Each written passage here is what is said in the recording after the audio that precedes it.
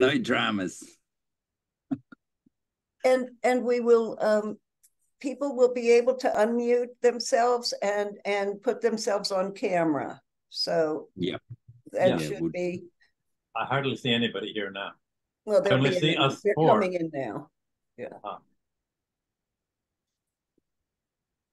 Actually, Carl, do you want to ask somebody in the audience to just test the camera to be sure we don't have to unmute them, because I'm not sure. All right. Does any of our participants want to just come on screen quickly and turn their camera on, just as a technical check here before we begin proceedings? There's Kimberly. Carl. Maybe he can do it. I only Kimberly see us Mims, four.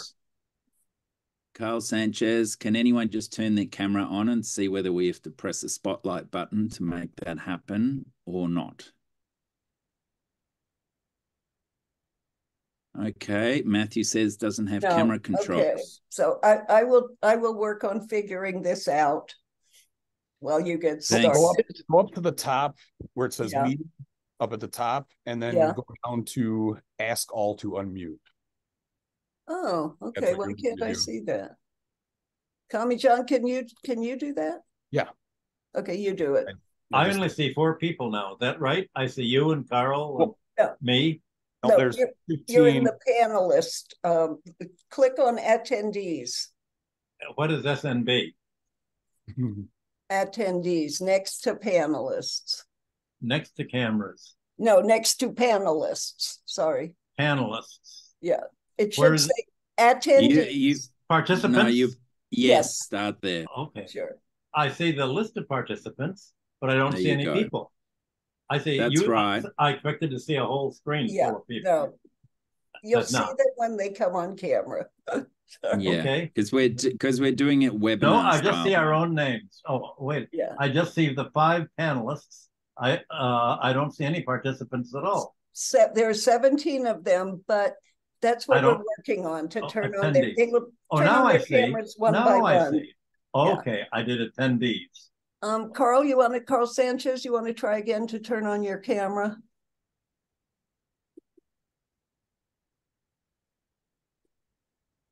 Yeah, if anyone Matthew Connors, can you try it now? See if you can come on screen. Well, I'm unmuted apparently. Yes, but you can't open your camera. There you are. I don't see any controls to turn. I just see the name, not the camera. It must not have been set up. Okay, we have to promote him to panelist. So every time it's quick, we can do that. Okay, wait a minute, 1 second. Join as panelists. Okay. Okay. All right. Infamous behind the scenes here. This is how the sausage is made. Okay. Yes. So I'm so sorry about this. Carl Fitzgerald, let me know who's going to be up next, and I will promote them to panelists. Okay, lovely. All right, well, let's get into it. Okay.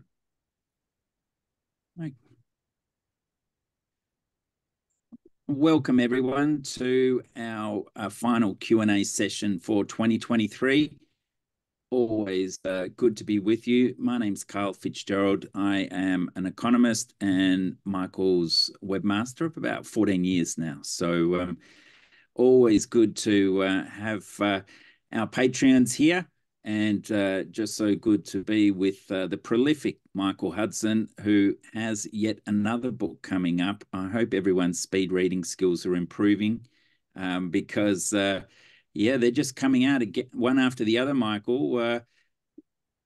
The temples of your new book, upcoming book. Temples of Enterprise. It's all of my academic essays on the origins of money in the ancient Near East, the origins of interest rate, and especially the origin of land tenure in cities.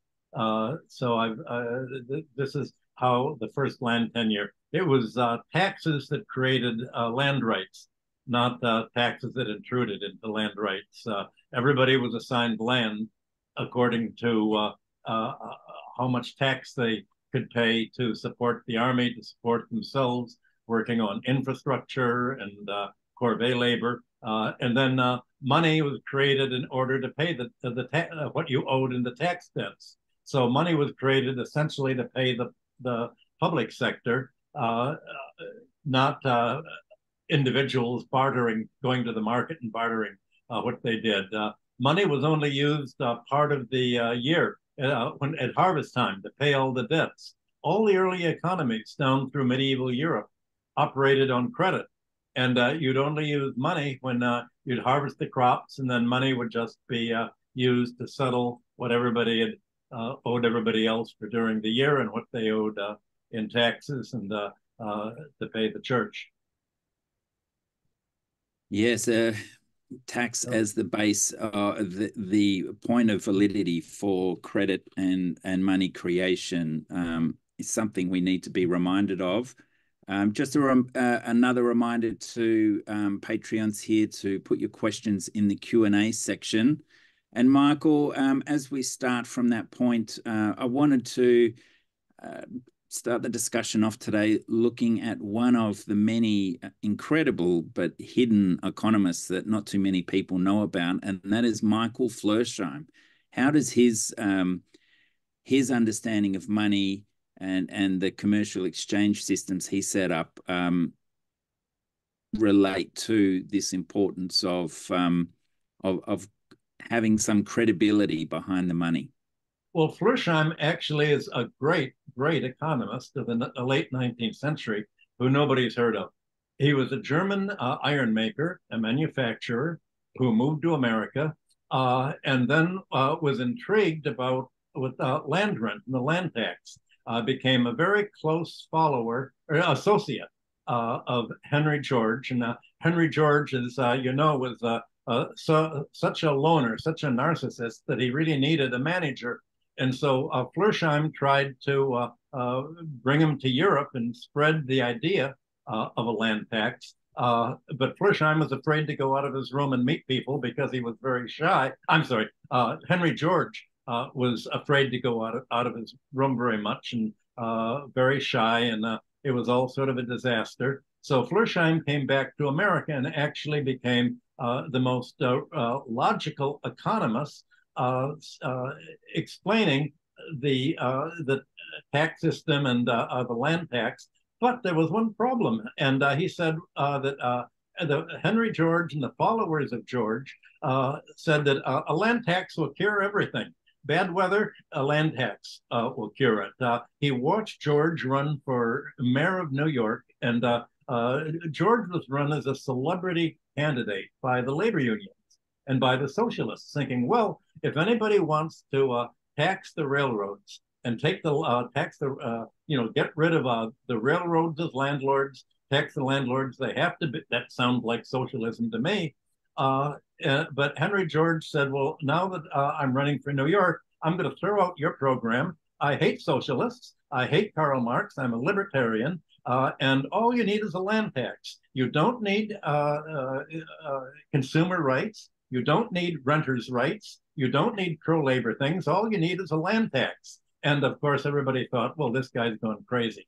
So what Florsheim said was, well, behind all of this takeover of land and real estate, there's finance. And Florsheim wrote a book called The Economic Labyrinth that was published in Perth, Australia. He came to Australia. He gave up with America because the Americans had essentially the Henry Georgists were such unpleasant sectarian people that the socialists stopped talking about land taxation. They said, okay, we're going to leave the land tax to the nut crowd, and we're going to talk about labor capital relations and workers' relations and labor unionization. Henry George hated labor unions. He said that was a monopoly. He backed the banks, and Florsheim said, but it's the banks that are backing the landlords. It's the banks that are turning land speculation into a financial game. And of course, Thorstein Veblen described all of this in his wonderful book on absentee ownership. Well, what Florsheim did was saying the real problem of rent collection is money. It's compound interest. And when I used back in the 1960s, when I used to go around bookstores, there were still a lot of antiquarian book dealers in New York.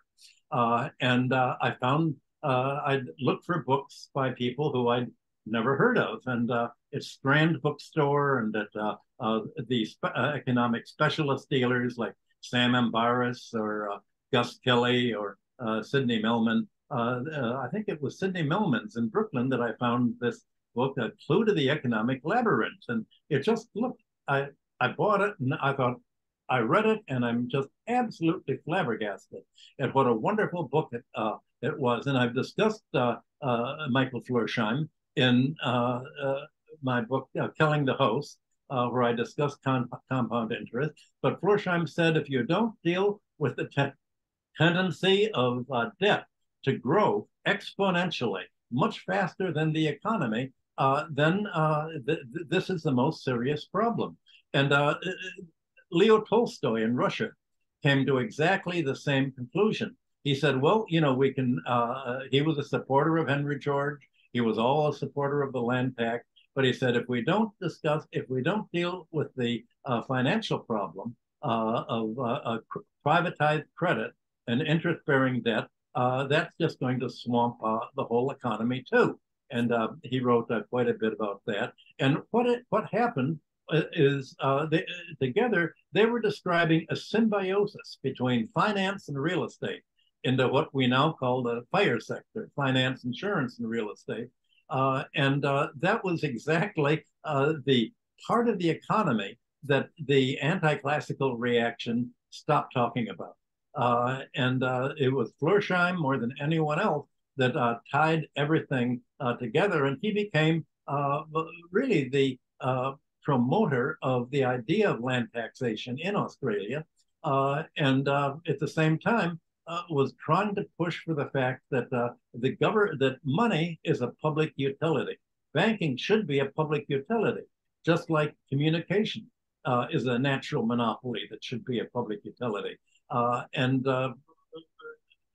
public health, education, he wanted all that to be, but obviously the power of England sort of overwhelmed Australia, and they backed the banking, and as you know, and Australia ended up in the same position of most of the other countries. But Florsheim wrote a whole series of books on economics, and he's just one of the great economists of the late 19th century that really they've been written out of the history books. The economic history is very much like the Hollywood star system. You know all the stars, but you sort of ignore everybody who's not a star. Same thing in music. There are a lot of really good musicians around, but people somehow only want to go and hear the very top people. But there are other people. For instance, I was asked to write an introduction to another German, Heinrich Schurz, who was really the first economic anthropologist. And he wrote a book on the origins of money in tribal indigenous societies. And he was dealing mainly with the German colonies in Africa and in the South Pacific, and talked about essentially the origins of money and how the origins of money began in anthropological tribes is part of the credit system, a part of the mutual support. But most of the money in primitive tribes are personal adornment. They're seashells to wear as necklaces. They're forms of money that you can wear. They're for conspicuous consumption. They're not the kind of thing you would barter at the market for between shoes and just going to the marketplace. But when money came in, he said this foreign money is very different from domestic money.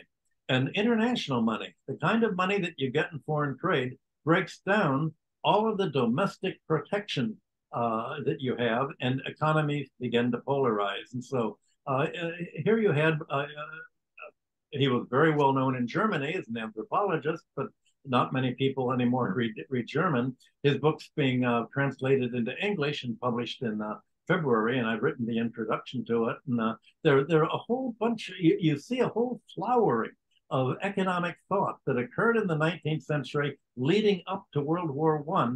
And the whole world was going in such a positive direction.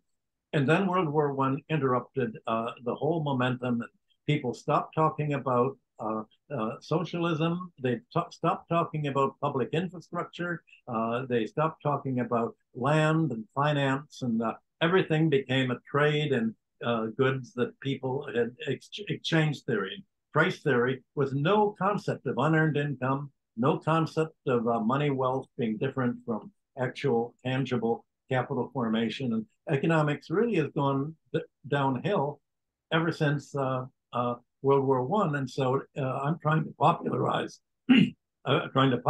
what classical political economy really was becoming in the 19th century. Not way beyond, in addition to Marx, there were many other great people, and they've all been pretty much ignored. So Flersheim and Schertz are just two of the people who were really pretty great. Yes, well, let's make sure we get the Clue of Economic Labyrinth on your website, because you can find that PDF online. Excellent book. And Matthew Connors, sorry, Michael, Matthew Connors mentions, you talked about Sidney Melman. Was he any relation to Seymour Melman, no, the Columbia economist? Millman. And he later moved to Chicago. Seymour Melman was one of the three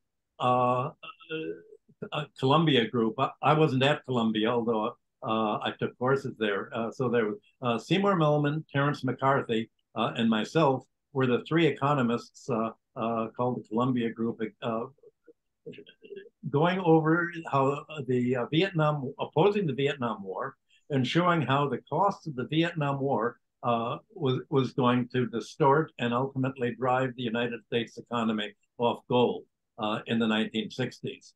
And we went around New York and really around the country giving speeches, and we were essentially the anti-Robert McNamara group.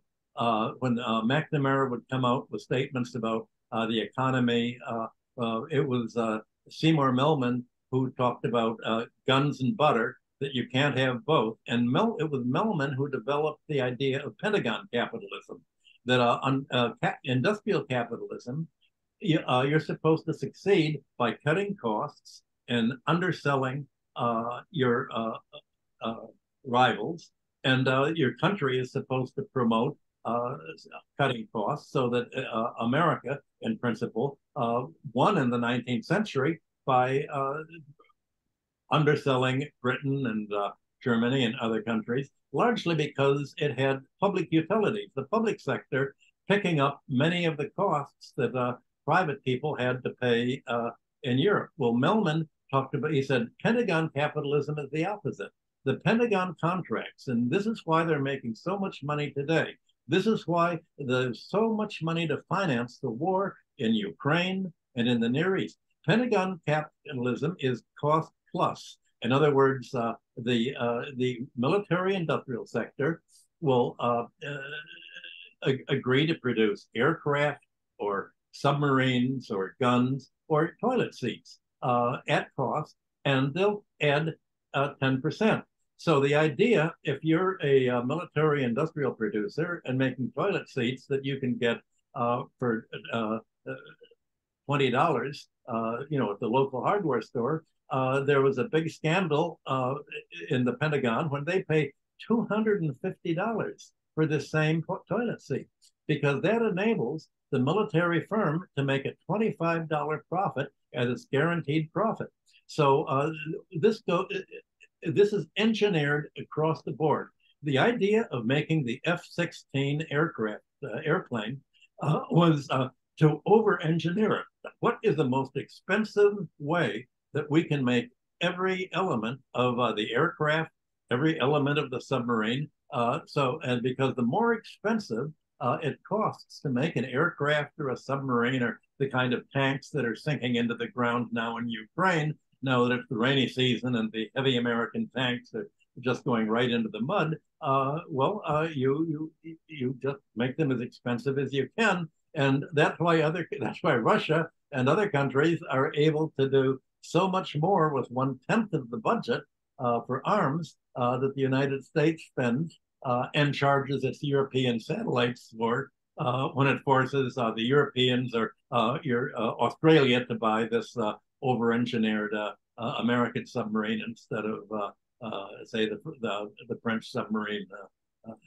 I guess it's in your news recently. So yes, anyway, that's Seymour Melman. Brings back fond memories. He was teaching at the Harvey Mudd School of Industrial Engineering at Columbia, and so was Terence McCarthy. And I took all of Terence's courses there because he was my mentor. And this Columbia group really, we were going to churches and giving talks. We were on the radio a lot.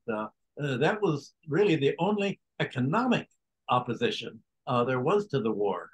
Most of the opposition just said it's wrong to kill a whole country. It's wrong to do what Kissinger is doing. But they weren't saying this is economically wrong. And I remember at Chase Manhattan when there was an argument between David Rockefeller, the incoming CEO of Chase, and George Champion, his predecessor.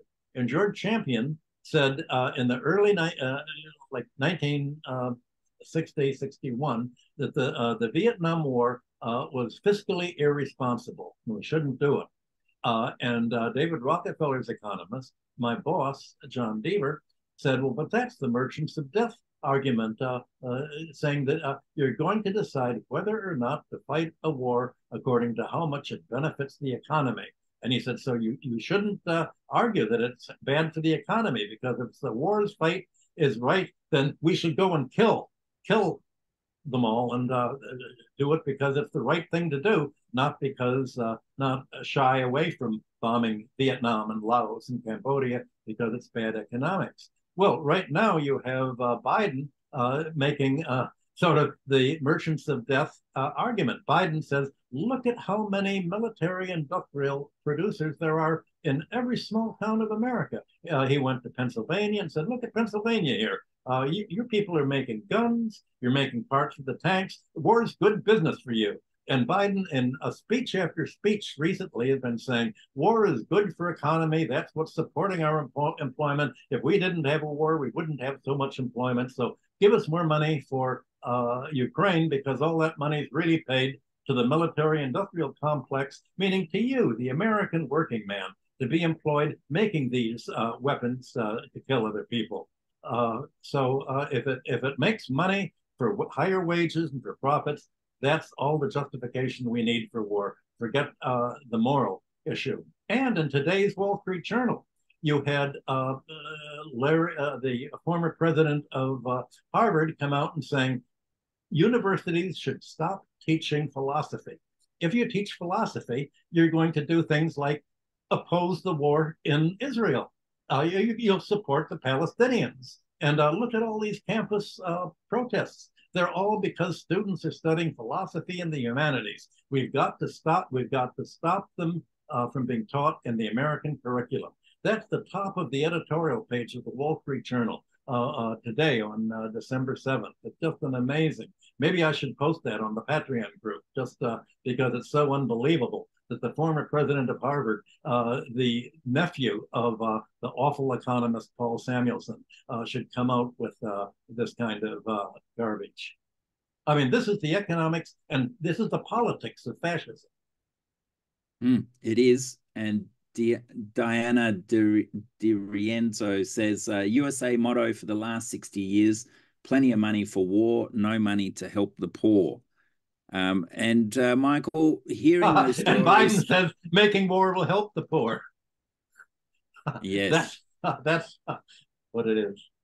Well, what a monopoly market the military-industrial complex have. And I noticed John Keidemann mentioned in America, and of course I'm not across this, but Uh, Government spending, public spending is 40% of GDP. Is it really that high, Michael? Australia, we've got a limit of around about 24%. It costs a lot of money to bail out insolvent banks. It costs a lot of money to wage war. It costs a lot of money to pay off the Ukrainian kleptocracy. They've given $300 billion, I think, to the Ukrainian kleptocrats just to steal and put offshore. So if you take the Cold War spending that America has, more than all the other nations put together, all that's part of GDP. And also is we've had a lot of hurricanes here. That pushes up GDP. And the government has to spend for that. Government spending on interest is now going to go way, way up. The government was spending 0.1% on its federal debt, and it's now issuing 10 and 30-year bonds at 5%. Or it was last 2 weeks ago, it was 5%. Now it's down to 4.3%. But all of a sudden, you're having this huge government debt, and it's going to be huge interest payments. That you can just imagine why the government is so great. This government spending is not really on GDP that produces goods and services. It's creating financial wealth. It's paid basically to the upper 10% of the population and to the financial sector and the military sector. That's not really what most people think of when they think of GDP, but that's what it is in America.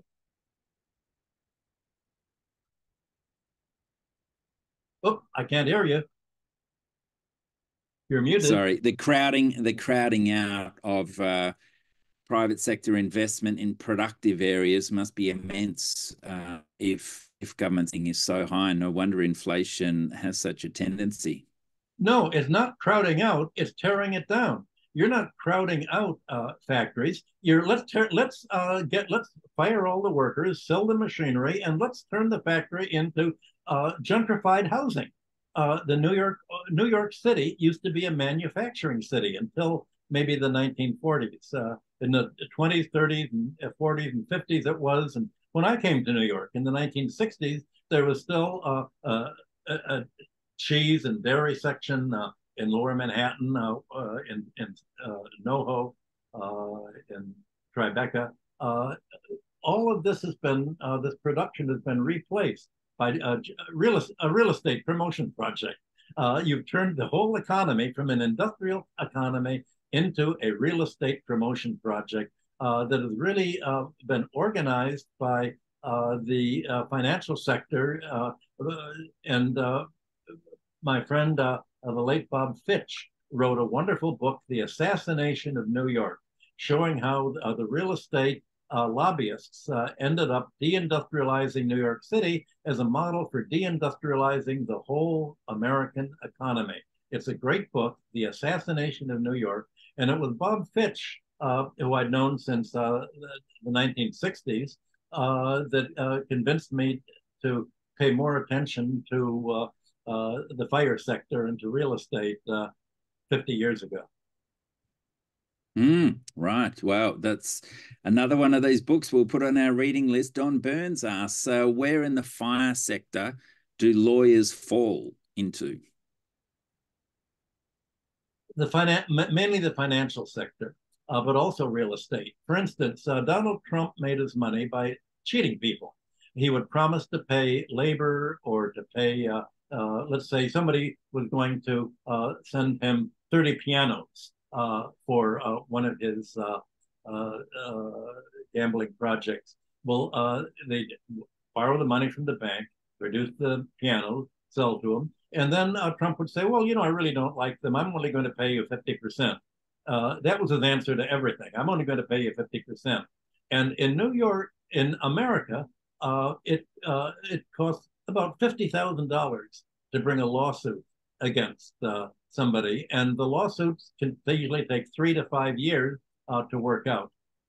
And the judges are appointed by the banks and the real estate contributors to their election campaigns, and It's the fire sector that determines who the judges are going to be. So in essence, the lawyers are an extension of the banking, financial, and real estate sector who appoint them, and it's so expensive, and that was there in a way from the very beginning of the United States, before it was the United States.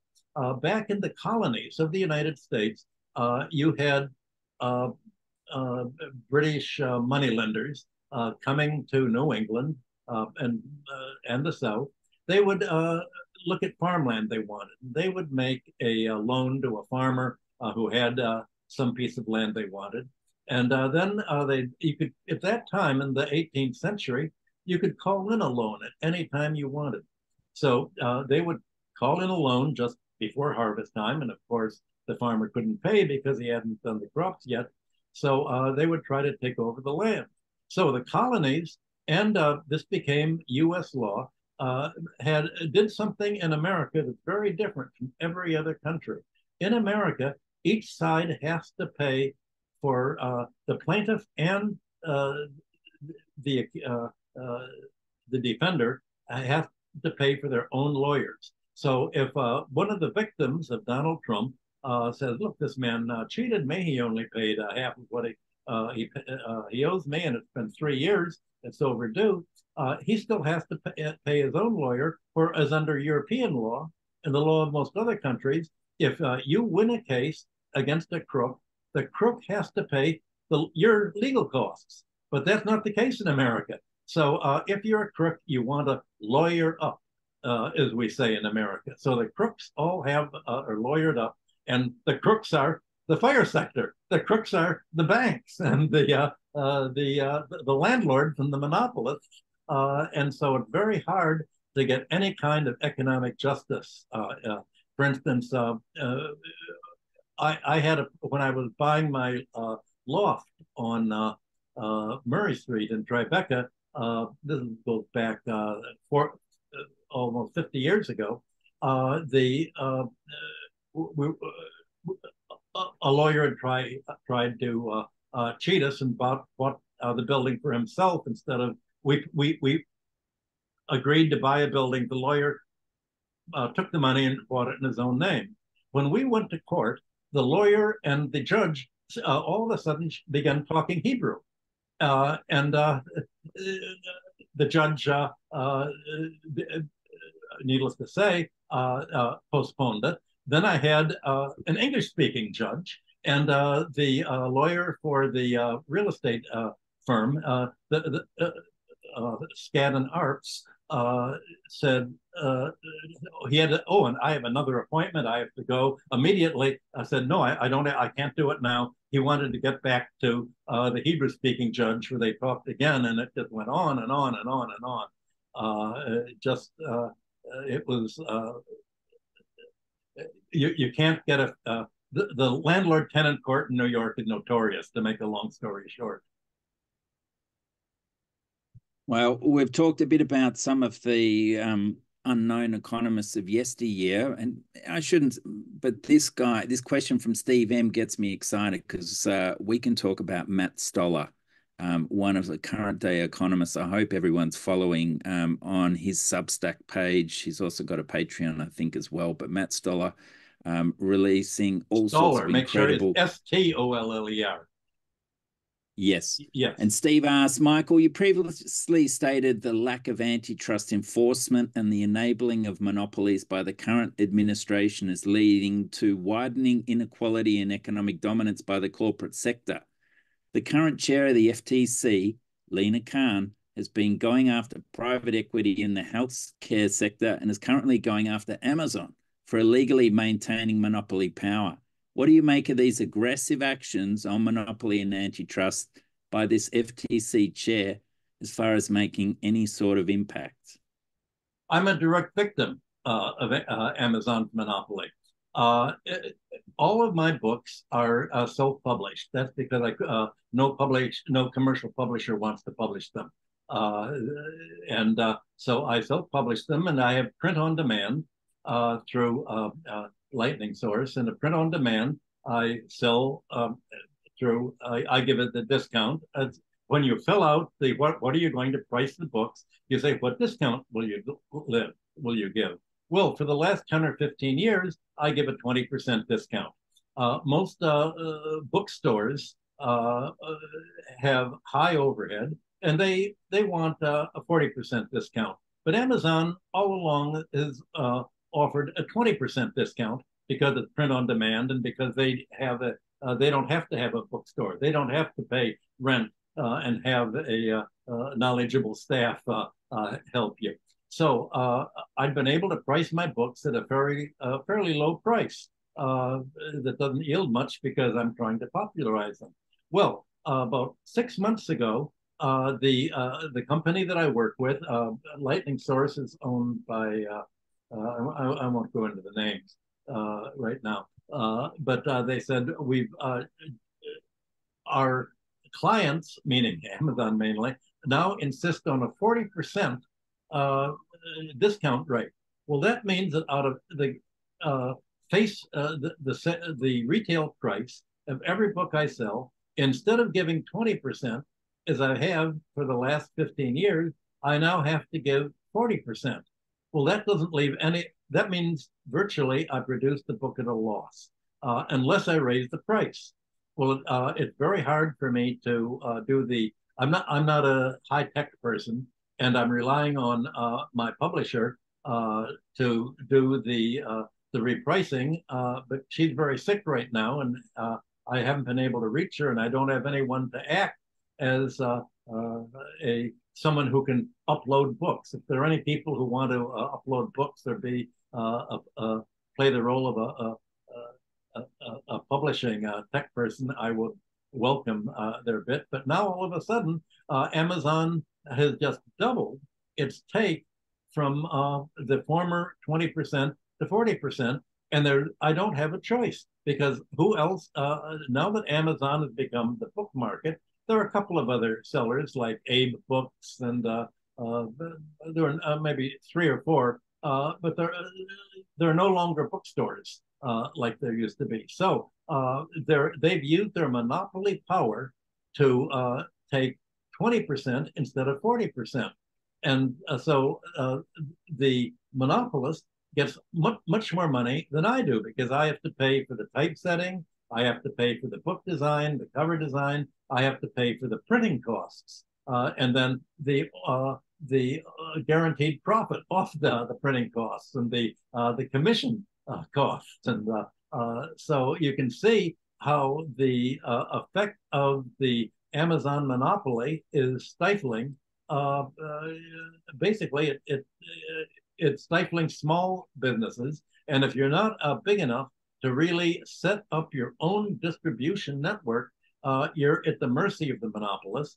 And the one good thing that the Biden administration has done, Matt Stoller has just explained, was appointing the lady that he's appointed to be in charge of the anti-monopoly to try to take on Amazon and also the drug companies who are vastly overpricing. And right now, you're having a lot of the healthcare companies all wanting to merge to get into what's probably the greatest ripoff in recent history, Medicare Advantage, which is pretending to be Medicare, which is the government program, but privatizing it. And it's how Margaret Thatcher would have run the economy if she were in charge of the government, or how Milton Friedman would have. It's a total ripoff. And the one good thing that Biden has done is appoint this. But he's not, he's very embarrassed about this. He's afraid to say it in his campaign speeches. The last thing he would ever say is, I've done something good for labor against the monopolists, because the monopolists are his campaign contributors. So he's not even going to pretend to take credit for the one good thing he's doing to protect consumers and labor, because all of his money comes from the fire sector and the military industrial complex and Amazon and the monopolists. Oh, it's so sad, Michael. It really is. I don't know how you stay sane, mate. You must well, I'm writing my book about the Middle Ages. I'm writing my book about the Crusades and modern finance. Most of my day is spent working on my history of debt. Mm. One entertaining aspect is seeing Trump being pulled up for his over-the-top real estate valuations and trying to rewrite the laws there. Michael, I haven't seen enough commentary from the inner detail of how important this case is and how fundamental it is to property rights and that link through to our credit system. I don't think it's important at all. If I wanted to borrow from a bank, I'd say, well, my apartment's worth $10 million. Will you give it to me? And they're on to me. They'd say, no, we're going to send out an appraiser, and we know what it's really worth, and it's nothing like that at all. We're going to give you a mortgage based on what we value the property. So in 1980, I decided to move out of the Lower East Side in Manhattan, the slum area, and I wanted to, well, actually, I wanted to refinance my mortgage. I bought the house for $45,000. So I asked Chase. I think the house is worth maybe 125,000.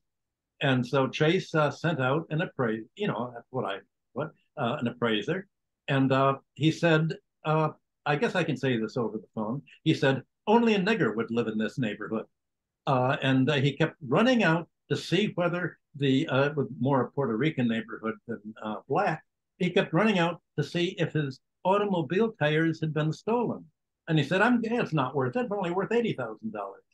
So I put it up for sale. I put an ad in the New York Times and on a Saturday, and people came over, and I was asking 150, and then people came, well, I want it, and then someone else said, no, let me buy it, and I said, well, let's just have an auction right here in the kitchen, and they bid it up they bid it up to 225,000, and they threw in for 20,000 where I lived on Murray Street that I sold for 520,000.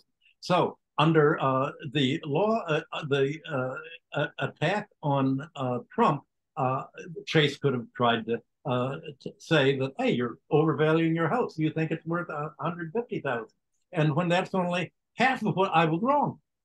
It shows you how much I know about real estate.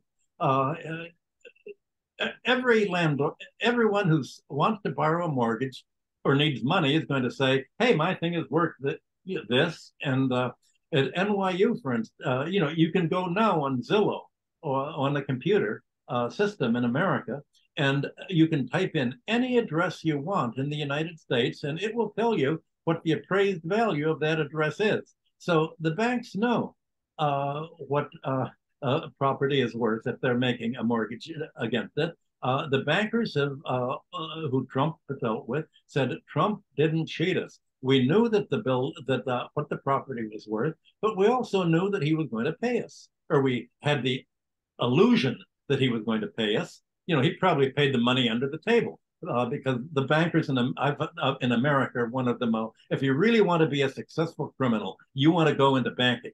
And I'm sure the bankers were paid off to make a much larger loan, but they said we knew that we do our own valuation, and for us the important thing was to lend money and get interest on it. So of course, if somebody's dumb enough to overvalue their property and promise to pay us more income and then pledge other property against it, of course we'll lend them the money. The better, the more interest we get. So all of this case against Trump for financial fraud, it's the banking sector that's the fraud, not the mortgage borrowers. It's the lenders that are the fraudulent people. That's why we had the collapse in 2008 for the junk mortgage fraud. Nobody went to jail in the collapse called junk mortgage fraud, and now they're trying to say, well, maybe one person from the whole 2008 fraud may be prosecuted, and that's Donald Trump. No banker, no borrower, not a countrywide financial that was writing the false mortgages at much more than the value. It was the banks who were overcharging, over valuing the property, not the borrowers. So I'm surprised that Trump hasn't come out and said this is selective prosecution. You don't want me to be president. He's not handling the campaign very very well, or his legal case. He's not handling it very well. He doesn't have good public relations people, because the last thing he's going to say is that his colleagues are all part of the fraud system, and fraud is how business works in America. That's not his defense, but it should be. Michael, I was trying to point towards this overvaluation phenomena as a real estate strategy that was prevalent in 2008 when Goldman Sachs was busted with a list of appraisers that would always add plus 20% to a valuation, so that those sites could then be leveraged upon through the banking sector for the next investment. So that's obviously what Trump's play kind of was, real estate 101, and he's trying to sort of defend that. No, Trump intended to default. He thought he could outsmart the bankers, and he did default again and again and again. And when he defaulted, the banks would lend him the money because they realized bankers are not competent in running a business. They can't even run an apartment building. They depend on someone else to do all the work. That's why, as John Stuart Mill said, they make their money in their sleep. That's what rentiers do. They make money in the sleep, not by working. So Trump intended simply not to pay and say, well, I'm only going to give you 80% of what I owe. And the banks still ended up making money because what they did in 2008, they didn't end up holding these bad mortgages. They found suckers, and we all know who the biggest suckers in the world are. The Germans. I mean, they're so dumb, that they let America blow up their gas pipeline, and their chemical companies, BASF, are now moving to China. Well, they were so dumb that they were the only people that believed the American banks selling them these packaged junk mortgages. And I knew some of the local Landesbankers in Germany, and they all said, well, Americans wouldn't cheat us, would they? I mean, where is your mind at? Do you read the newspapers? So the banks overvalued because they found a sucker, and they found pension funds in America that would buy. The pension fund managers, they'd take them out for dinner, they'd buy them prostitutes and give them a good time, and the pension funds would end up losing all the money. You didn't have to be a mafia-run pension fund to be corrupt and incompetent in America. Okay, let's switch back to the multipolarity sort of discussion. John Douglas asks, most folks in America say BRICS doesn't have a chance to catch up with the West in terms of capital formation due to the asset hoarders. However, if they have the natural resources, cheaper labor, and industrial base, by what means will they be able to fight back against the financialized EU-US? I don't think they're going to fight back at all. You don't have to fight back. You just have to go away. Go your own way. There's not any fight between the West, the garden, and the jungle. Eurasia, China, Russia, the whole global South, the whole global majority doesn't have to fight with America and NATO. It can simply go its own way and do its own thing and have its own alternative to the neoliberal type economy. So we're seeing the world divide in two. It doesn't have to fight. The last fight we're having, I guess, is for America's fight to control Near Eastern oil by arming Israel to essentially try to conquer all of the Arabs on behalf of America and England and NATO. I don't think there's any other interface between the global majority and the rest of the world that is going to be so far. You have Italy, now saying it doesn't want under the neo-fascist leader that they elected. It want to withdraw from the China's Belt and Road Initiative. You're really having the world break into two parts. Not a rivalry, just two parts going their own way. With the BRICS currency being backed by gold, what will have been? Have you? Well, is that what's happening? What's no, the BRICS currency going to be backed by? They're not going to be a BRICS currency. It's not a word that should be used.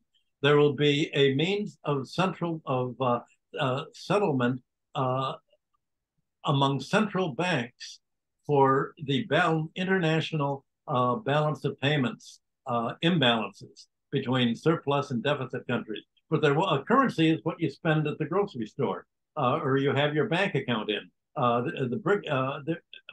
Individuals won't have BRICS currency. This is an accounting system that to evaluate the if India and Russia if India's buying oil from Russia or Russia's selling oil to China and there's an imbalance, how are you going to settle the imbalance? Well, in the past, the countries would simply say, "Oh, we'll buy dollars with our economic surplus because America owes so much debt that this debt has become a vehicle to hold our savings in." But other countries now don't want to finance America's debt because it's military debt, and that's what's financing the war of NATO against the global majority. So they're just going to create what John Maynard Keynes called the Bancor back in 1944.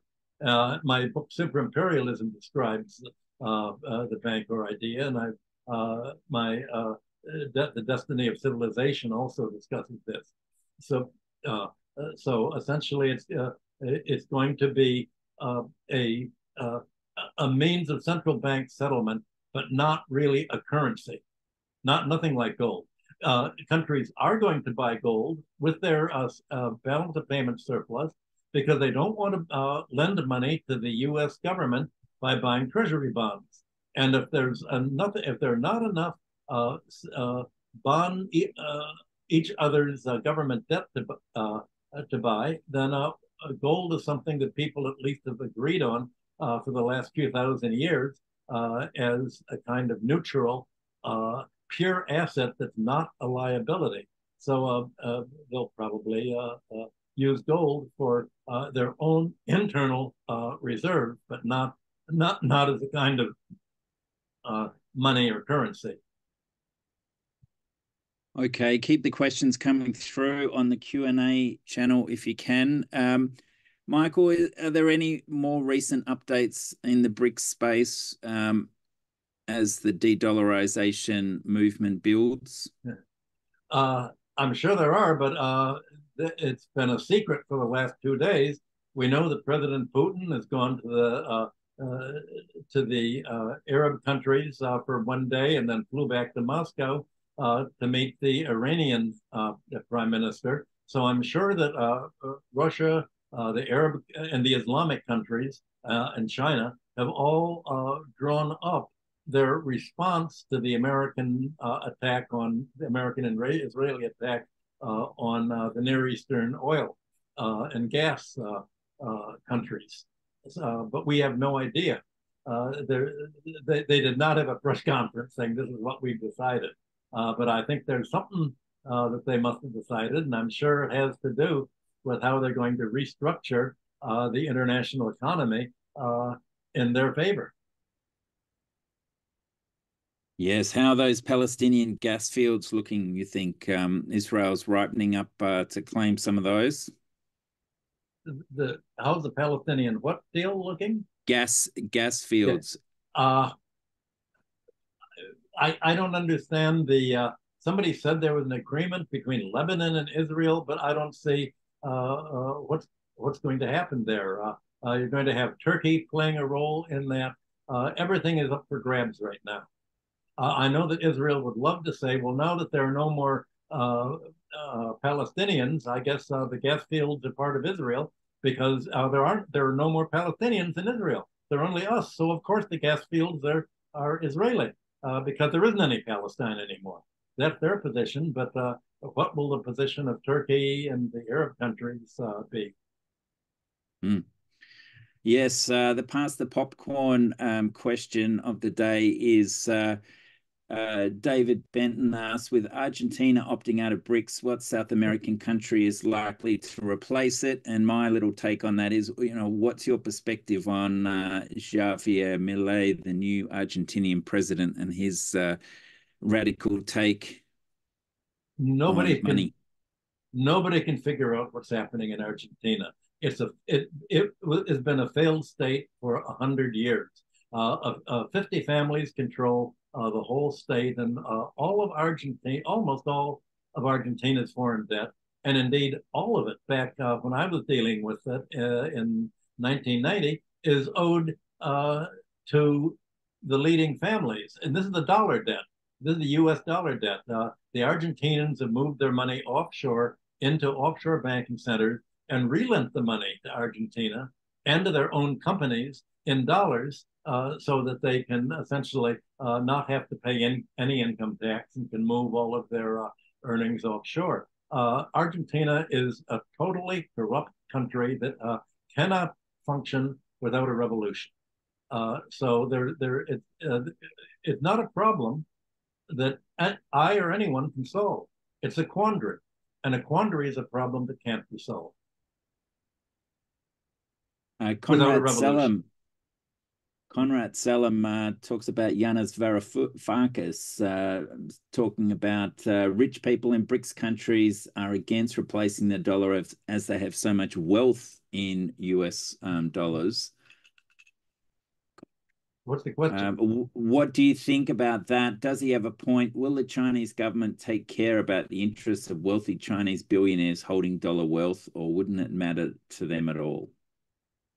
They certainly don't. They don't want dollars. Right now they have capital controls trying to minimize the capital flight from China. And obviously right now there are a lot of people who've made money in real estate, and they want to get their money out of China because if you make $1 billion in China, China's likely to come and say, well, you really should give some of that money back to China. That's more than you need to live on. So China doesn't want dollars particularly to flow into the economy, but it doesn't want its own currency to flow out. It wants to more or less isolate the economy financially from other countries so that it can avoid the kind of disruption and speculation that the Westerners would love to make in China.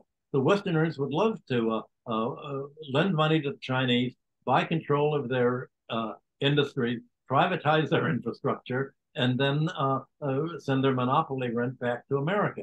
But China doesn't need foreign currency inflows. So if you don't need dollars, if you don't have a balance of payment deficit, but have a balance of payment surplus, and if you see the dollar going down in exchange rate, like 4% in the last few months, why on earth would you want dollars? So basically, this is a non-problem. China's just trying to it's trying to prevent capital flight by because if there is a capital flight, it's probably by transactions that the government would prefer not to occur. And at some point, I think that China is going to be restructuring its financial and real estate sector. Yes, it's certainly been, they've fallen into the Western trap, haven't they, of following property and all those ghost apartment blocks all over the place. It's such a tragedy. And yeah, for me, I was, we're so worried about the influence of property on democracy, but to see President Xi also delay the taxation of land and real estate, obviously because interests are too powerful in that society as well. And it's a little more complicated than that. I think 30 years ago, 40 years ago, China decided, we're not going to plan the economy. Russia tried that and it didn't work. So we're just going to let free up the economy and let each locality can pretty much govern itself. And let's see what kind of self-government operates the best. And then we can pick the winners. And that will form an example for us. And we'll see what's happening. So what happened was that there's very little, China does not have what America has, federal revenue sharing with the localities, where the federal government in Washington will contribute money to the state and budgets of the United States. China doesn't have the Bank of China making the federal budget include the support to the local cities and towns and villages in China. They've let everything go its own way. Now, what this did was essentially, it wasn't that they adopted an American model, it was the line of least resistance. If you were a mayor of a small village in China or a town, how are you going to get the money to build water and sewer and infrastructure and schools and all the other things that you expect the city to provide? What they did was sell off land, and they sold off land to developers. And the developers then would borrow from banks, and although I would say central banking, but it's really the treasury of China is a public utility, not like in America where the Federal Reserve acts on behalf of private banking. The government bank would extend credit to near banks, to intermediary banks that would lend money to real estate developers. And so you can imagine if a developer were building one of these gigantic buildings that they have right next to each other, right in a row in China, they would borrow the money, sell it, and people would want to buy it not only to live in themselves, but they'd buy it for speculative purposes. Many Chinese are moving into where I live in New York, in Forest Hills, buying apartments or even buildings with all cash that they bring from China. So here's what I would recommend that China should do. Obviously, a lot of people who borrowed to buy buildings right now, a lot of the properties they've bought can't be sold because some of them aren't even finished. Evergrande and some of the other companies have not finished building. How could China avoid this happening for the future? Now it's had 40 years of experiment to see what works and what doesn't work. And here's what they could do. Suppose that you're a developer or real estate investor, you build a building, you put it up for sale, and in America and in the West, you'd have people bid against each other, and the leading bid would be the one to buy the building. Well, how did the family in the West make the winning bid against a rival? They borrow from the bank. And so property is worth whatever a bank is going to lend. Well, here's an alternative that China could do. And I think you will love this, Carl. I just actually thought of it this morning, waking up. The developer we know what the developer paid to build the building. He'll be permitted to make a given profit on the investment, whether it's 10% or 25%, whatever the rate of profit, that'll be the price of the apartment. And suppose that and the apartment cannot be basically sold over that price. So how are people going to decide compete with each other to buy it? Very simple. What they will bid against will be what will be the carrying charge for the land tax on this building.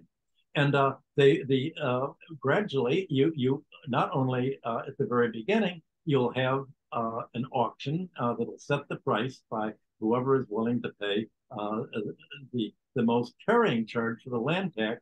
The price of the property will not go up. Property will not be an investment good.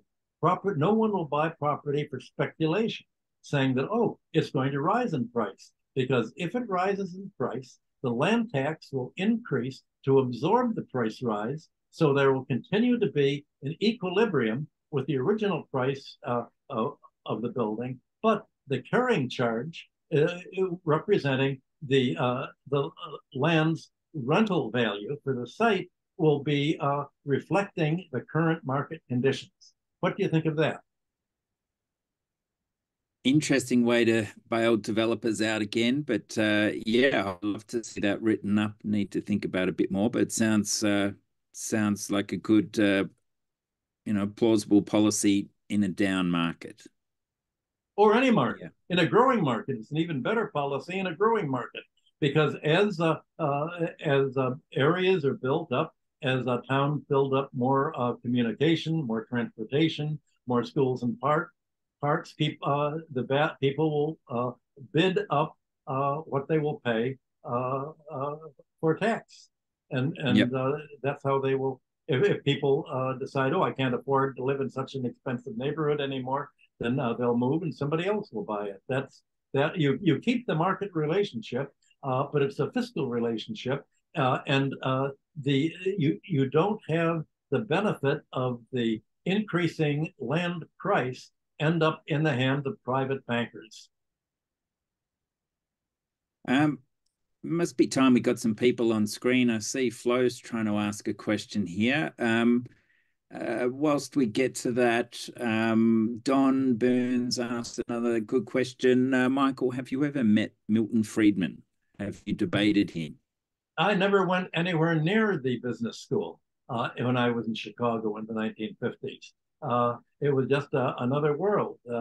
So no, I never did. I think we're talking about different things. I mean, I'm talking about reality and he's talking about fantasy. It's like NATO and the global majority. They're just two different worlds. Okay, well, and I thought there might be another incredible story similar to the Ellen Greenspan story, right. But no. Does anyone? You can't argue with these people. You really can't. The mind goes clank, clank, clank, and it just.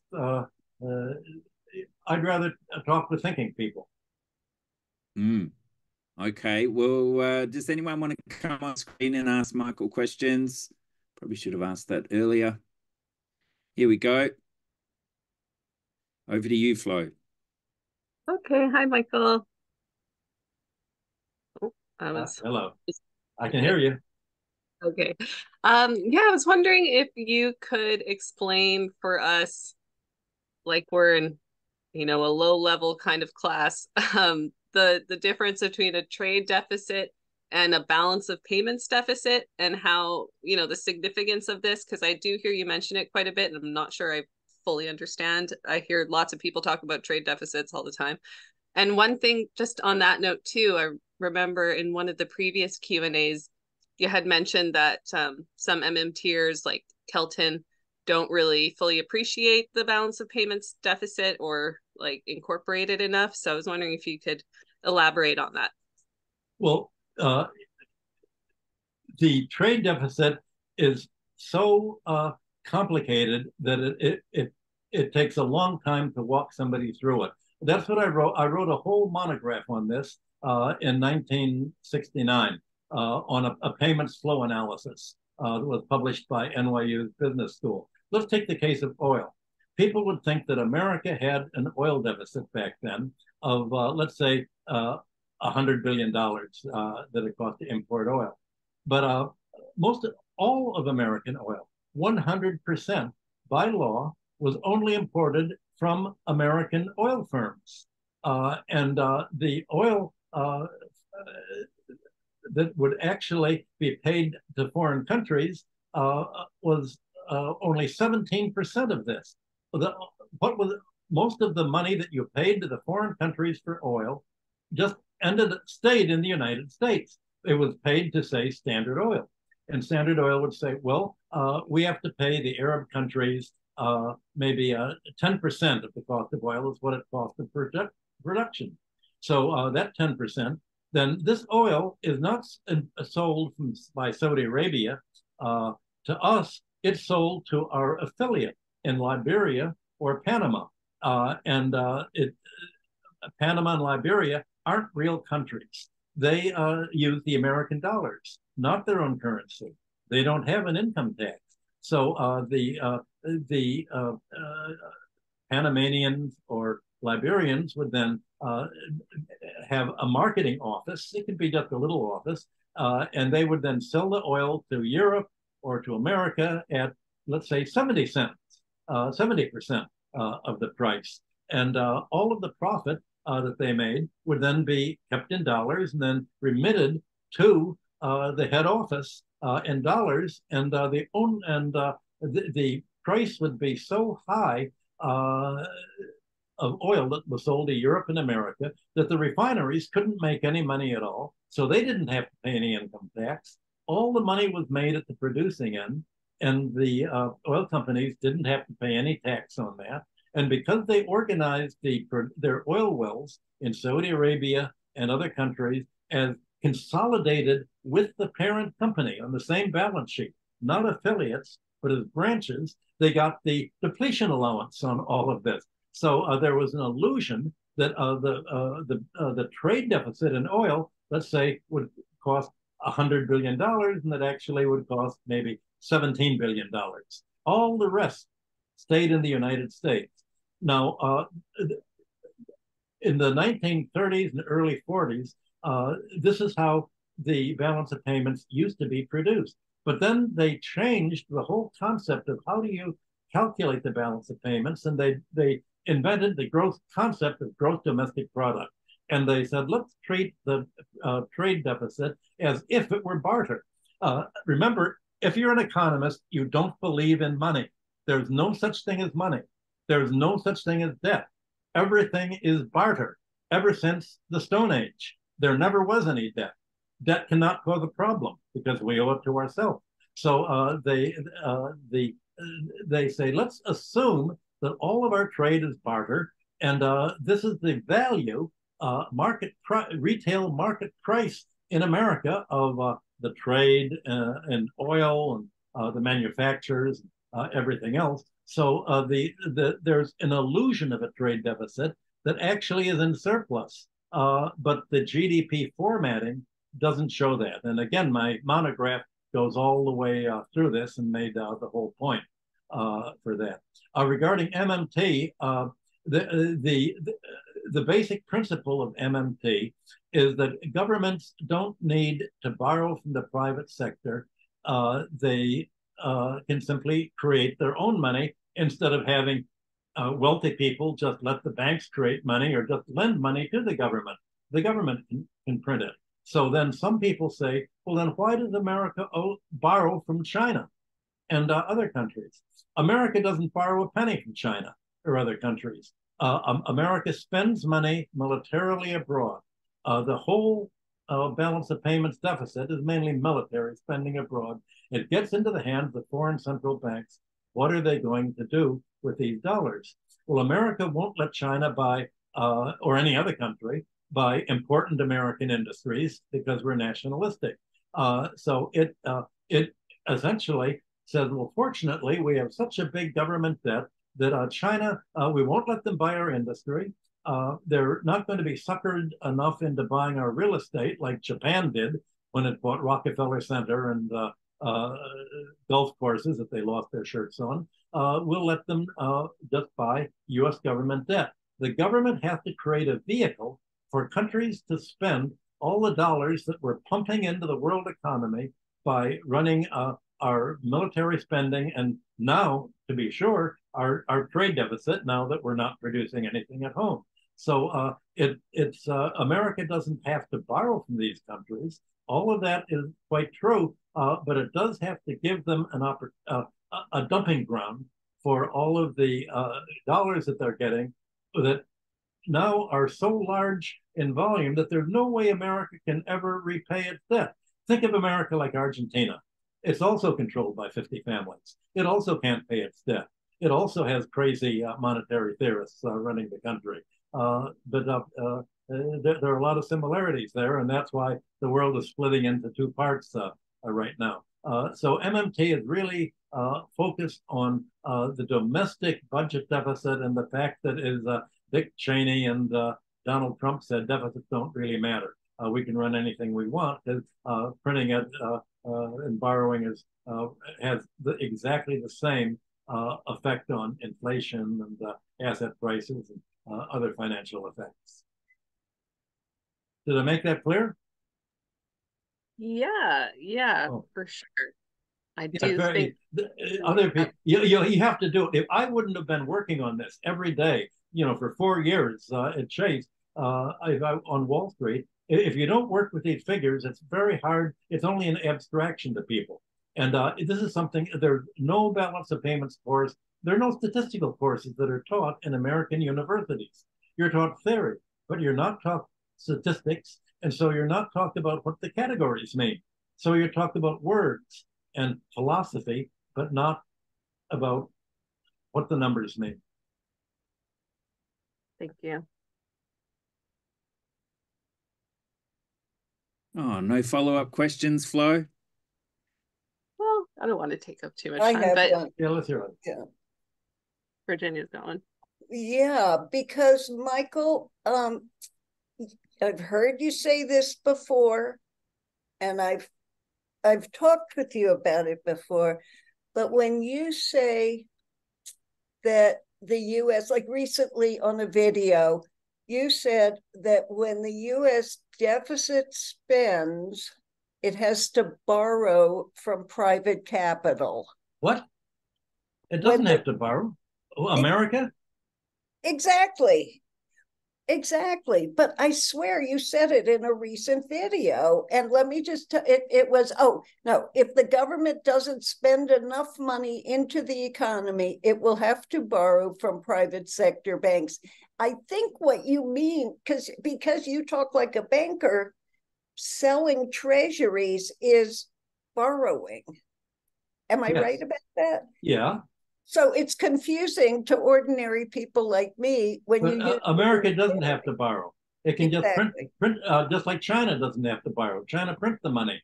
America, the Federal Reserve can create the money, and the Federal Reserve creates the money for the bank. So there's no need at all. But America wants to give wealthy people some place to put their savings that's not in the stock market. Or the crooked bond market. So they essentially they do it. But and you had propaganda, of course, ever since the 19th century, the Austrian school. They want private banks. They want the rich people to decide what the government can spend. They want to prevent the government from creating a single penny. They say, well, remember the German hyperinflation, or do you want Zimbabwe? If you don't want Zimbabwe, then don't print. Leave it all to us. And what they'll create is the 2008 financial bubble. But they don't. They want to run the economy, not the government. They don't want any government at all, and that's why they've written this false view of history that I've spent so many years on controverting. But don't they? I mean, they want government when it comes to funneling them out. Money into the military-industrial complex, for example. Yeah. That's when they like the government. As long as the government borrows from them and pays interest instead of finances itself without paying them interest. Okay, it doesn't want government to be independent. You just said borrowed again, but you mean selling treasuries, right? Yes, that's borrowing. Selling treasuries means we're selling something, and now we owe you. Everything is a balance sheet, and my whole approach, the financial approach, is looking at the economy as a balance sheet. For every asset, there's a debt. For all the debts that Americans have, that 99% of the Americans have, there's the 1% that have all the assets of the claims on these debts. Mm-hmm. Right. Okay, well, I don't know if I'm crazy, but to me, it's very confusing to use that language of borrowing. I guess the economic profession has not helped you by clarifying the vocabulary. Thank you. Okay, perfect. Now, if other people want to come on camera, just raise your hand, and I can do that if you want, Carl. Yeah. Might as well know who you are. Come on. Yeah, well, we've got a related question here from Christopher Dobie. Can it be assumed that the expanse of the US dollar was the token used by the world to trade and grow due to the growth of the world economy? What the end? If you spoke too fast at the end. Okay. The US dollar was the token used by the world to Yeah, trade and grow. yeah, And that expanse was due to the growth of the world economy. yeah. Not the no. It's debt The doesn't have debt. the balance of payments. International debt does not have to grow with the international economy. The economy could triple or quadruple, and as long as it's in balance, there would be no need for governments to hold each other's debt. The ideal would be not to have any reserve. The ideal, just like in an economy, is you don't want billionaires and multi-billionaires to end up with billions of dollars. You want the economy to be in balance. And the international economy, it would be good if every country could somehow interact in a way that they're all self-supporting, and you don't have some countries being debtors to other countries. There's no need for the debts to grow. And the dollar debt has grown not because the international economy has grown, but because American military spending has grown and because America is deindustrialized. This is a warped, one-time historical event that I don't think can ever repeat itself. Mm. One day we'll get to meet Kimberly Mims on screen, one of our good Patreon supporters. Great to see some comments on the app there from you. And she writes, the effects of de-dollarization are being played down now that Americans are becoming a bit more aware of the global breakup. What is a good way to make our compatriots understand how radical this shift is now rather than later? If we try to one more bit, if we try to reindustrialize the US, how can we also stop the remonopolization of industry by the financialized economic interests? Well, it can't be done. That's why we're not going to reindustrialize.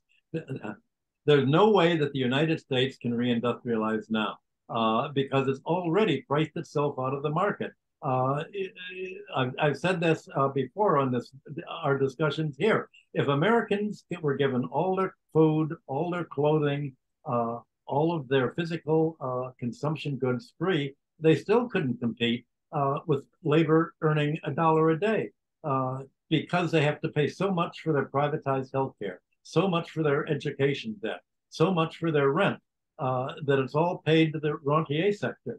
There's no way that America can reindustrialize without wiping out the debt and without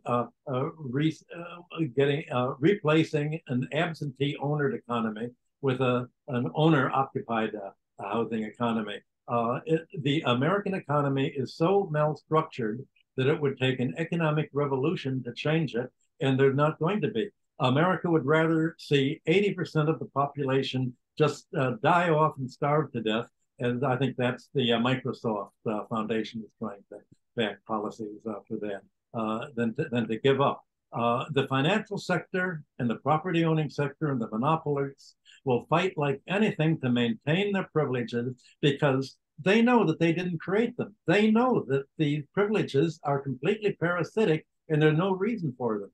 Whereas the 90% of the population that are suffering as a result of being renters and debtors and consumers of monopoly goods don't realize that all of this money they're paying is purely for parasitism and is economically unnecessary.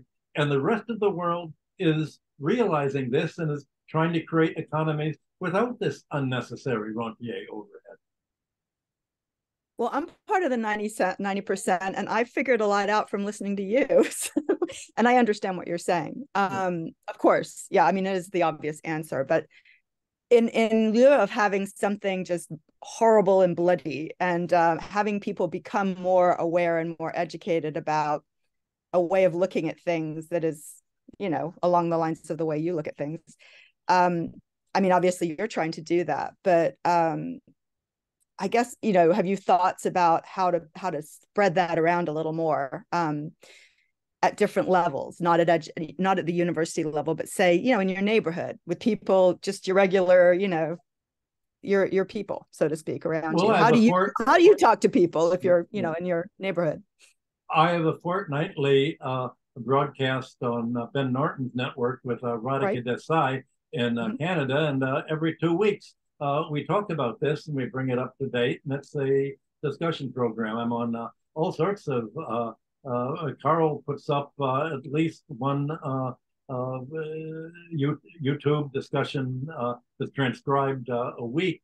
I did a very good one yesterday with Dima and Richard Wolf on this. So all I can do is go on as many talk shows as possible.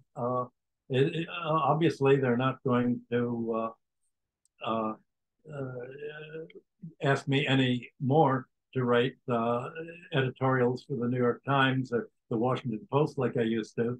But all I can do basically is talk and write my books and have discussion. You know, I'm hoping that you guys are supposed to be, here I'm talking to you. Presumably you're doing something with the ideas and spreading them out. I don't know what more I can do than what I'm doing. I am the economic advisor. Not you, I meant us. Like, you've spent years doing this. I mean, there's just no way. That's a really tall. But all I can do is write my books or find politicians. I was the economic advisor to Dennis Kucinich, and now I'm the economic advisor to Jill Stein on the Green Party ticket. It's great. No, I think it's getting out, and that's great. I don't want to take up any more of your time. I'm just, I'm very glad that you do what you do, and I appreciate it. So thank you very much. Good on you, Kimberly. Thanks for coming on screen. Good to put a face to the name. And hello, Conrad. Come on in. Mute. Can't hear you, buddy. Hello. You've done the old mute. You got to unmute. That old trick. Okay. Uh-oh. Here he comes. Here he comes. Hey. Yeah, hi everybody. I'm not muted anymore. Yeah. Yeah. Okay. One thing I would like to ask to you, Professor Michael, is about modern monetary theory, a government deficit. I think, as far as I have understood it, there's not even a difference technically regarding money supply if the government would borrow the money from the private market, or if the government would just create the money via central bank book accounting, because is it right? It would anyway, the money supply will increase because government bonds are literally a part of the money supply. So what would you say? Like, it doesn't make it will anyway, the money supply will increase the same, right? The function would be this. The inflation, the effect on prices would be the same, but it depends whether the government or the Federal Reserve creates the money. A good statistician can make anything appear any way they want. It's completely flexible. I mean, I've spent most of my professional life was designing accounting formats to describe things. The whole idea of a money supply that Milton Friedman has is basically irrelevant. It's probably the most misleading idea you could ever have. The important thing is the debt and credit balance. The important thing is the balance sheet. The money supply really is only a one way of statistically reflecting this, and it depends. The definition of the money supply depends on how much of debt are you going to count as money, and how much you're going to create is count as bank credit, and how much is government credit. How are you going to count this? But look at the overall debt and asset balance. Who owes what groups owe what to whom? Private, public, 10% versus 99%. The money supply is a fictitious accounting number. And if you've ever worked for a corporation and you know that accountants are hired to falsify the balance sheet and make it appear as if they're not making any money and end up doing what Donald Trump has done, then you know that all this focus on money is purely a distraction for the to get people to to stop talking about debt and credit or anything that really makes is financial. The money supply has nothing to do with the financial system as a whole, but it's a product of the financial system. And it means don't look at the overall financial system. Let's look at this accounting number. That's why they have M1, M2, M3. They're all, the economists have all different kinds of money supply. Do we want the dollar bills in actual physical currency? Do we want bank demand deposits, checking accounts as part of the money supply? Do we want savings accounts on money supply? What about money that could be money supply? What about all the Federal Reserve advances to the banking system that Wall Street on Parade is always talking about? So you have to look at the economy as a system, not as if it's a one dimension that you have your public relations accountants popularize. Excuse me. Yeah, I think maybe I meant it in a little other direction. Like, I didn't mean, of course, I don't buy that stuff like money supply, like it leads to inflation or something like that's the Milton Friedman stuff. I don't buy that. What I mean is the direction that I think, I think from some German economists so close to MMT and also from Steve Keen, as if I understood him right, is that there is no difference, like if the government directly creates the money or borrows, because anyway, if the government spends more when it earns, money supply will, more than it takes taxes, the money supply will grow. When it takes less, it will like take money out of the economy. So basically, there's no difference. Like you can borrow it or not, but for money circulating growth, it doesn't even make a difference. Like when they have all these debates about debt, like the government spends deficit, they wouldn't have to borrow it because anyway they create money even when they borrow. Is that right? They always create money because bonds are also part of money. Steve and I are always in agreement. I'm closer to him than to any other economist. We're good friends for many years. Yes, Steve, I think, explains it in greater detail than I do. His background is a mathematician. And so he's treating it mathematically, whereas I say, well, of course, it does make a difference whether the government prints money or borrows it. The difference is it creates a financial class that tries to take over the government. That's the difference. Yes. I talk about the politics. He's talking about the mathematics. But we're in agreement as to what we're talking, what each other says. Steve and I just did a long interview last week, I think, that Carl put up on our talk with each other. So yes, we're each have a different focus, but we agree with each other's presentation.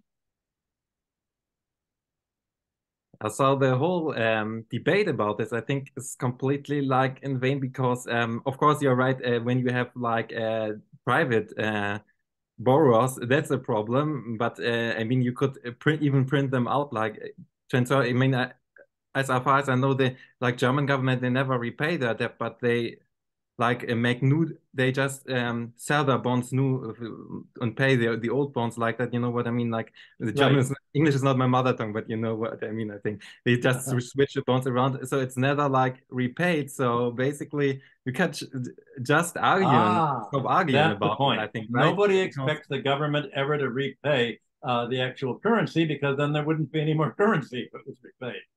Because all currency is debt, all money is debt. That's why you have to look at the balance sheet, and that's why Steve Keen has so much focus on balance sheet relationships. Lovely. Thanks, Conrad. Yeah, we've just clocked over 90 minutes, and of course, Flo does have a follow-up question, relates to what you were, in a way, just discussing. Michael, would you consider the existence of secondary markets for capital a result of an imbalanced balance sheet on a national econ level? And you could define it as an imbalance. It all depends on how you define what balance is. You could say that a billionaire, I mean, people, economists have this funny idea of balance and equilibrium. If I fall on my face, I'm in balance, I'm in equilibrium, but I'm falling on my face. So what does balance mean? Every economy technically is in some kind of balance, but it can be a polarized balance. It can be an balance of equality. It can be a balance where nothing is changing. The idea of balance and equilibrium, I don't think is as helpful as realizing that the dynamics of economy are to polarize. And the main reason they're polarizing is because of finance, interest rate, the buildup of debt, and the use of creditors to take over the property system. And the real balance isn't by buyers and sellers at the marketplace bartering things or buying goods and services. The real balance you want to talk about is the distribution of wealth, of financial wealth, real estate wealth, and property. And you realize that every economy is in balance if it's polarizing. And that's what the West is doing. And economics should be about how you create a balance that doesn't polarize instead of a balance where you end up with 90% falling on their face and the 1% standing over them laughing.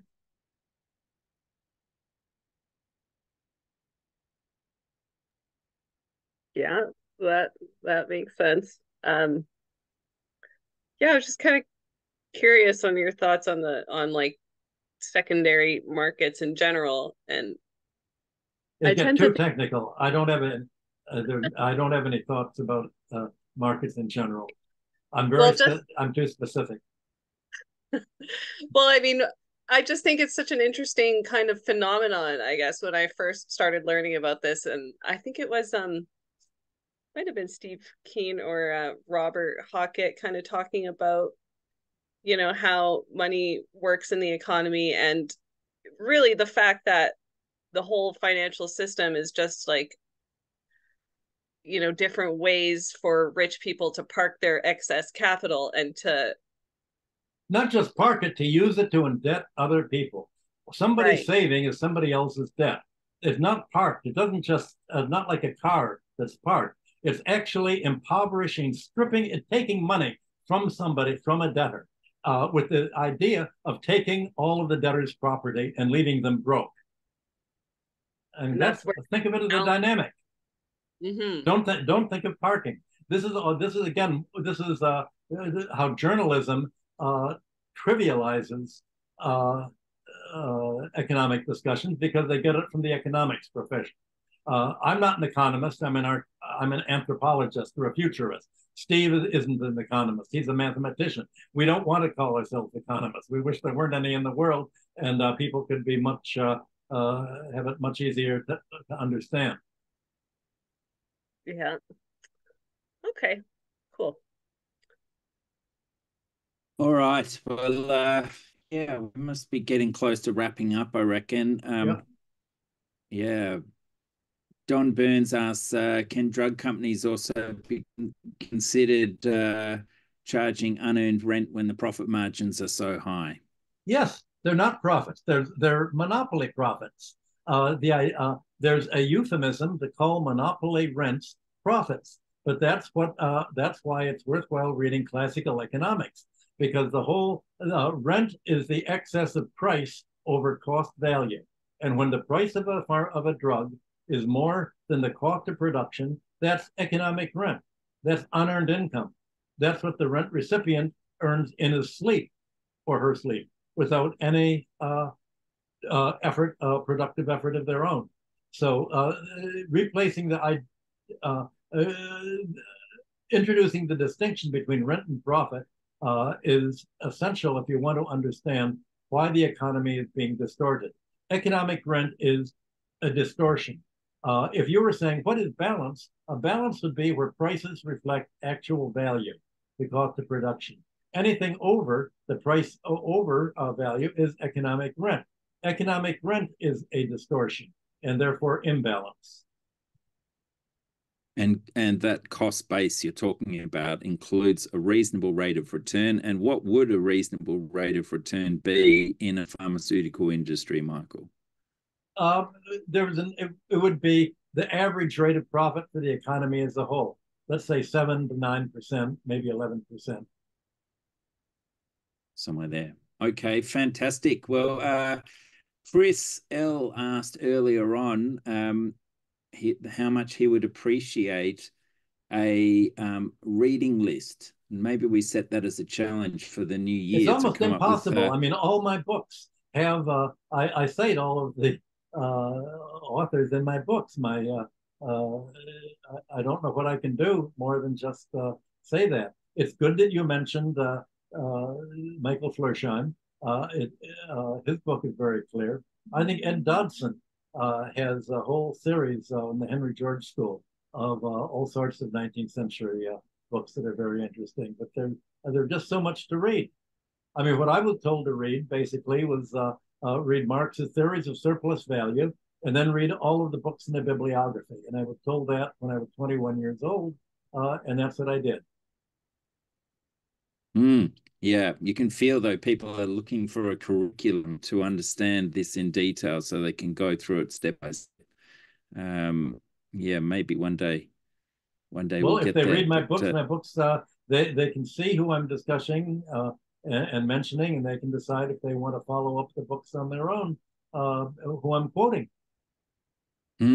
Yeah, there was so much mentioned in the webinar chat today.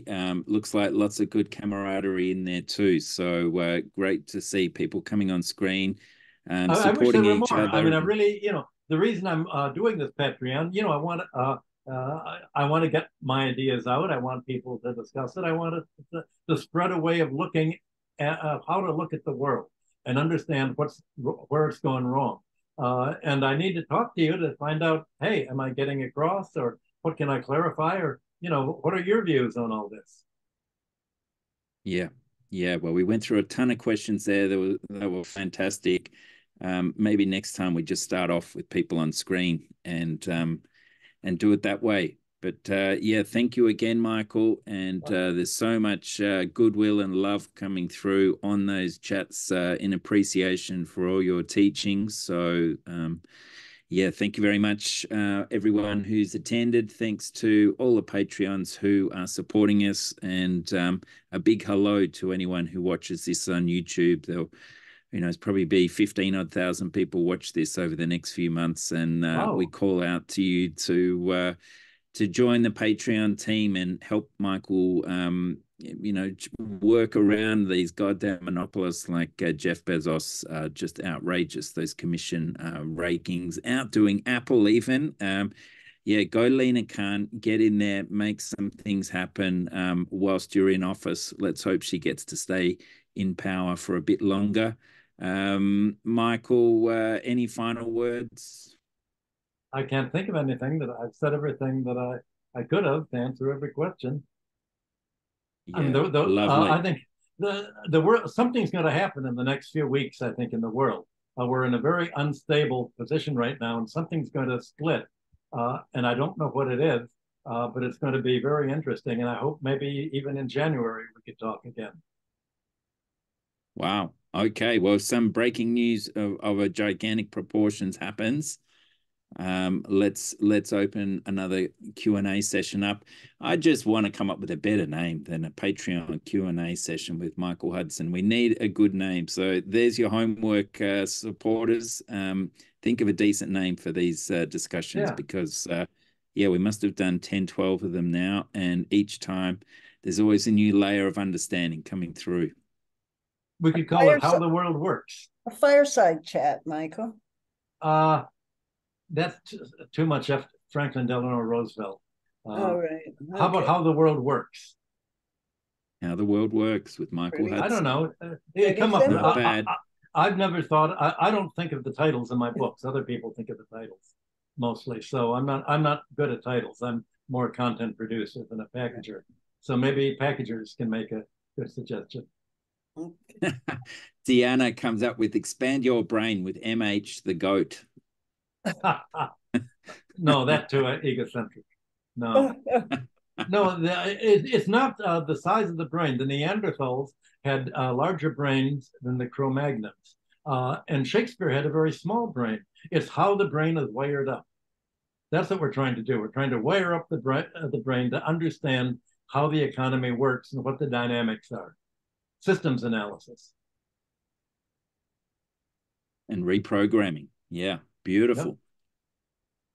Yep. Excellent. Okay. All right. Michael, you once said you need like 6 months to rewire your brain from this stuff because we're so conditioned to understand things one way. That's right. That's what it took me. Doing the balance of payments. It took me about 6 months, and one day finally I got up just thinking in terms of balance sheets. You're right. You actually have to work in the field to understand it. Otherwise, they're just generalities. And, I knew abstractly that bankers were crooks and other people, many mercantile people were crooks. But until I met them, I didn't have just the oomph of just how crooked they were and the tricks that they really use. And if you're going to cheat somebody, always take them out for dinner later. Be friendly with them. All the little techniques of crookedness. Right. Well, no, it's real. That's why these events are so important, because you help us rewire. I just want to do a plug. Real Progressives is having a webinar on Saturday with Hamza Hamouchene about green colonialism. He has a book about the Arab, what he calls the Arab region, and fighting green capitalism in the Arab region. Anyway, very interesting. I put the link in the chat. Everyone's invited. So please come. That would be great. All right. Well, I assume you mean by the German Greens, the advocacy that we want an economy exclusively run by coal, mainly coal, with oil, and cutting down the forests. Right. That's the German Green policy. Right. Basically, cut down the Amazon, essentially. In fact, this guy Hamza Hamouchene talks about a German company that has this idea of green hydrogen, clean hydrogen, being created in the most arid part of the world for use in Germany. That sounds really high, the highest pollution thing I can think of. You're going to spend billions of dollars in war bombing the country and bombing the people in order to grab the hydrogen. When the Greens talk about hydrogen or free energy, they mean go to war, and they're an arm of the military-industrial complex. They're advocating war and genocide, which is just exactly what they're doing in Germany vis-a-vis Ukraine. For them, you can't be green if you don't spend all of your effort fighting Russia, China, and Eurasia with coal, deforestation, and oil. And you've got to conquer the Near East. Green capitalism is just as profitable as any capitalism. I mean, that people are arguing about electric cars instead of high-speed rail, instead of real public transit. Let's all buy an electric car, and then we'll be doing our. You got it. You got it. I don't think that fad is going to really last that long. Mm-hmm.